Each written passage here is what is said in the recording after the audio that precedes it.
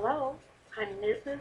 Knight, and I'd like to share with you one of the problems from the Fall GQE Test 1, Problem 8. This is a no calculator problem. No calculator allowed. Let's read the problem.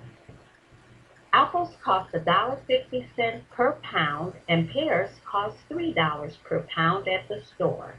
Cameron wants to spend $24 or less on apples and pears.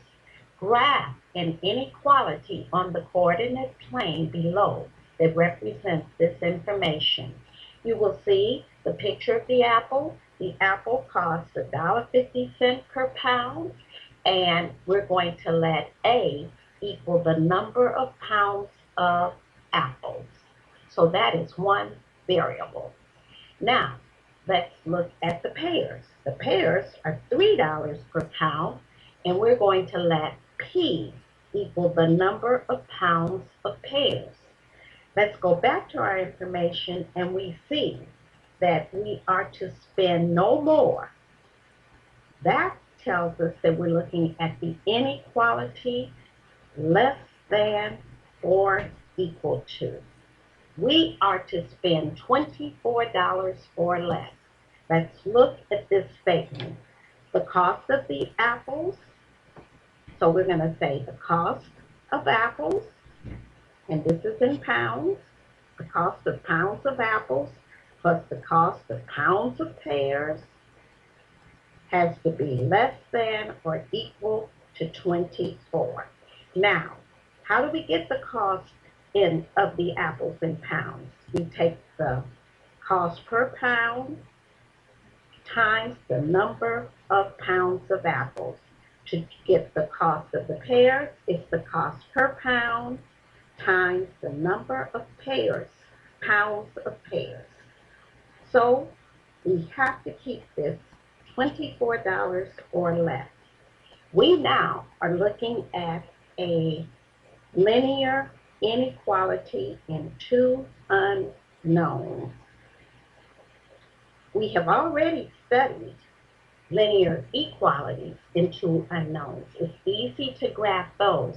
So we're going to solve the related equality, and then we're going to determine how to get the information we need from those results. So we're going to solve the related equality. Now, we need 2 points to determine a line. And what we're going to do is we're going to pretend that we're buying no apples, and then we'll figure out how many pears we get, and that would be 1 point. We're going to do the same with buying no pears, and then we're going to figure out how many apples we get. That's our 2 points.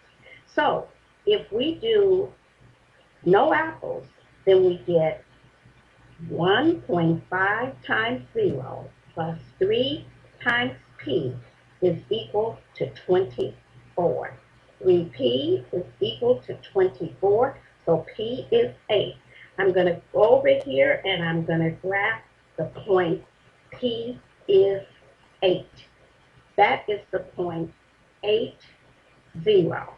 To get the second point, we are looking at 1.5 times, we're going to let P be 0. So we're going to get 3 times 0 plus 1.5a equals 24. 1 and 5/10 a is 24. We're dividing by 1 and 5/10, and we're getting a is 16. There's our other point. We quickly graph the related equality. This line is of the equality. We then determine, is our answer over here or is our answer here? By taking a point, we can see that the point 4, 2 works,